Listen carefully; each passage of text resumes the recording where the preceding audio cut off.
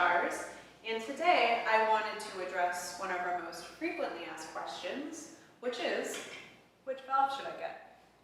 And it's a fantastic question, because what works for one person might not work for you, and that's okay. That's why we offer so many different valves. I think right now, Shires offers 6 different custom valves, and they all offer something fantastic. Now, I think of valves as a spectrum of openness. So on one hand, you have something like the rotor, and on the other hand, you have something like the axial. So they both offer fantastic things, and what works for one person, again, might not work for you, which is why we have so many valves.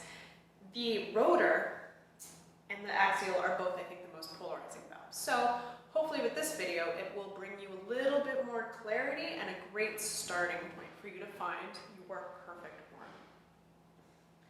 Now the rotor valve, it's very compact, it's very efficient, and it offers enough resistance where you feel stability and support, especially when you're going down into the lower range.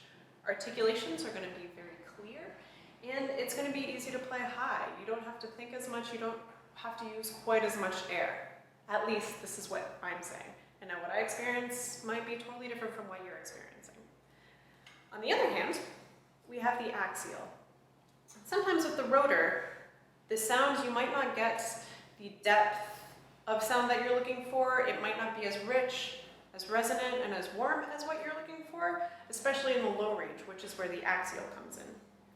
Now, as you can see, the axial is significantly larger than the rotor valve. But the cool thing about it is that it does offer that sound that you might be looking for. It offers a sound that is deep, it has warmth to it, it's really round, it has more of a traditional dark trombone sound. On the other hand, it's a little bit harder to articulate. You have to work harder so it doesn't get woofy. It's going to use more air, and you're going to get that sound, but it depends really what type of player you are. I personally use an axial valve. I love it, but I absolutely understand why someone might love a rotor valve. The other thing too to note is that the throw on the rotor is significantly shorter than the throw on the axial. The axial has the longest throw of any of our rotors.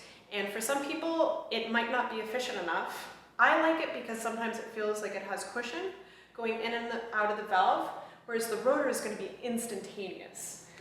The other thing to note is that valves influence the sound and playability of a horn, even when they're not activated, which is something that I didn't think about for a long time until a couple years ago. And it's very important to try out a horn, not just playing low range stuff, but also to play high range, to play articulated range, to see the general sound of the instrument without going in and out of the valve as well. So today, what we're going to do is, you heard the mauler earlier. The first example was on the rotor, and the second example was on the axial. Next, I'm going to do an excerpt which focuses on articulation, and it focuses on the sound of the horn without actually using the valve. And then finally, we'll do, let's say, a measure of organ symphony, just so you could hear the transitions. The other thing to note is that I am playing on our Q series horns. This is the Q30YR, and this is the Q30YA. And they are so easy. They're so easy to play. They're built to be efficient. They're built to just be horns that you don't have to think about. They do so much work for you. I love it. And you can either have a gold bell, yellow bell, axial valve, or rotor valve. And yeah, I can't recommend them enough. They are fantastic horns. So let's do an articulated passage, showing just the sound and clarity of the instruments. This will be with the rotor valve.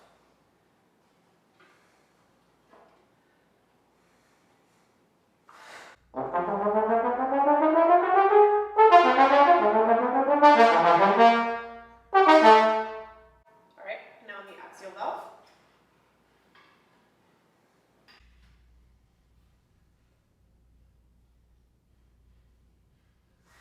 All right, now on the Now, let's go back to the rotor and see just how the transitions feel going in and out of the valve. So this is just the first measure, I think, of organ symmetry.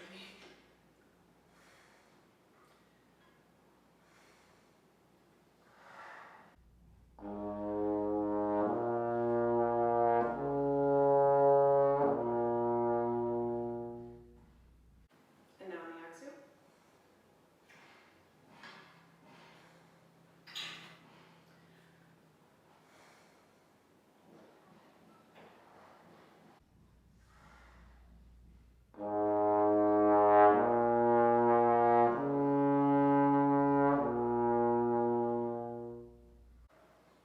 So yeah, so those are our two valves, and hopefully you can hear the difference between the two.